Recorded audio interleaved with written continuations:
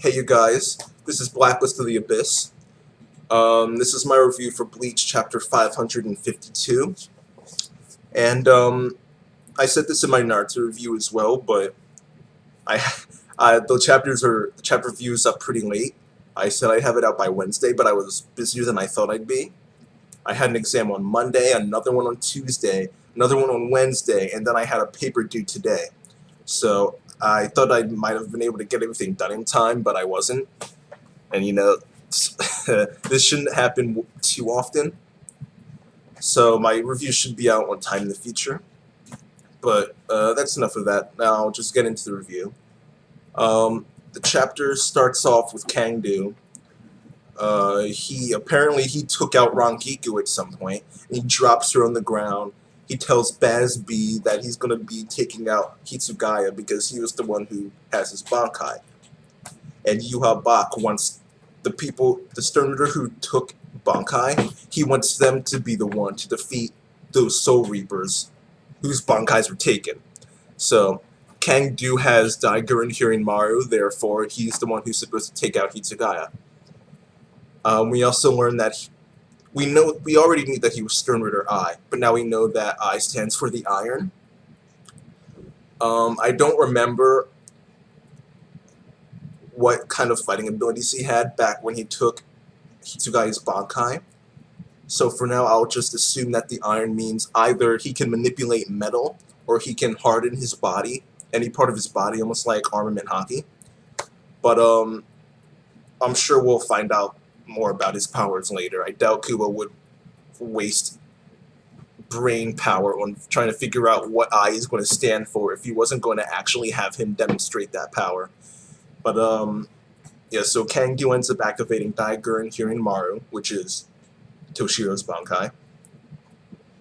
And then he starts talking about how, he's going to kill Hitsugaya, and then, the Bankai is going to live on, and what he thinks about that. And I know that that one Stern Ritter, Driscoll something, the guy who took Sasakibe's Bankai, Sasakibe, the former lieutenant of Squad 1, who died at the very beginning of the arc. He kept Sasakibe's Bankai after Sasakibe died. So apparently it's possible, but that was kind of surprising to me because the Soul Reapers and their Zanpakuto have this, this spiritual link where I just assume that if the Soul Reaper were to die, then the Zanpakuto would die as well. They have this inner world where they can go and talk with their Zanpakuto, so I figured, if one died, the other would die. There was that filler arc about Zanpakuto, and then later on in the chapter we learn about the shadow invading pills that Kisuke invented, and the fact that they worked proves that there is a link between Soul Reapers and their Bankai. Even when they're separated, they're still linked together. So, I mean, I don't... apparently it's possible, but maybe it's a plot hole or something, I don't know. But the next part of the chapter, we move on to Kisuke and Kurotsuchi.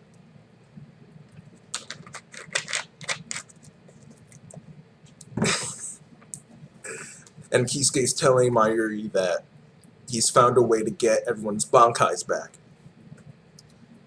And there's this one guy who was pretty funny. This one guy who works in the lab with Squad 12. He said that, he complimented Kisuke and said, man, this guy's pretty smart. People were right about him. And then this one guy's like, wait, shut up, man. You can't say stuff like that in front of the captain. He's like, oh my god, you're right. Luckily, Mayuri didn't hear him. But that was pretty funny. And Kisuke... there's this other joke later on where Mayuri gets mad at Kisuke. He's like, that's great, you found a way to fix everything, but the real problem here is how you put this this chip in my clothes. So he destroys the chip, and Kisuke's like, no, wait, stop, don't break the connection. And then the Don guy opens up, it turns out Kisuke was practically there already. So that was pretty funny. Then he talks about the shadow invading pills, or the Shin'ei Yaku. and I have mixed feelings about it. Um, it's Kisuke Urahara is this really intelligent character. Whenever there's a huge problem in the series where there's no way to possibly fix it, Kisuke shows up and says, "Well, if there's no way to fix it, I'll just invent a way." And that in and of itself, you know, I mean, sure, I mean it's, I don't know, it's kind of disappointing to see such a huge problem like the stealing of Bankai be solved so easily and so quickly. I mean, it really was just like, can it even really be considered a problem?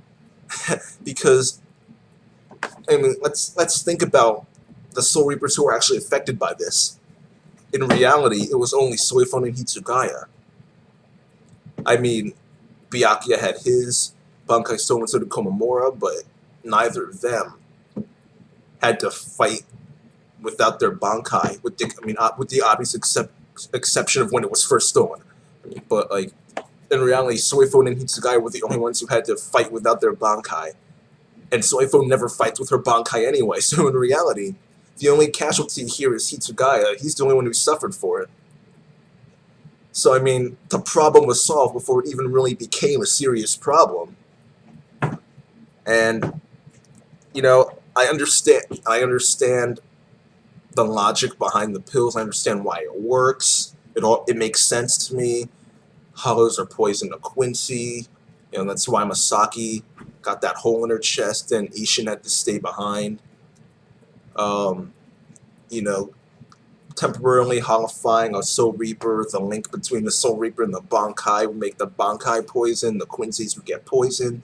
That's what happens to Kangdu at the end of the chapter. Daigo and Hirimaru's wings break. He starts to bleed. I understand it. It makes sense. I know some people were saying that Kirige absorbed Ion, and maybe that's a plot hole, but I mean, the situations are kind of different. Ion was, I guess you could technically consider him a hollow, because he was the combination of 3 different hollows, so I guess he is a hollow, but it wasn't like ownership changed. Like, I don't really know how to put it. With the Bankai, that still belongs to, it's still linked to the Soul Reapers. It's still, Daigo and Hirimaru were still linked to Hitsugaya, but Kangdu just stole it. But with Ion, he didn't just, use this spell to take control of him or, to steal him. He actually, destroyed him and turned him into Reishi and absorbed him, so it's kind of different. But, I'll just give Kubo the benefit of the doubt and assume that it makes sense.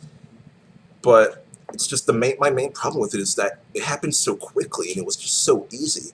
Kisuke just showed up one day and was like, hey, there haven't really been many casualties yet, but I've already come up with a solution. So, it's not a bad chapter. It's not a good chapter either, though. I enjoyed it, but it was just okay. So I'll give this chapter of Bleach a 6 out of 10. I said this in my Naruto review as well, but later I'll be putting up my One Piece review. I might do my Hunter x Hunter review soon as well. And eventually I'll put up a reaction to episode 1 of Unbreakable Machine Dolls, since it wasn't really what I was expecting, especially since I read the manga adaptation. But yeah, that's it for now. Rate, comment, and subscribe, and I'll see you later.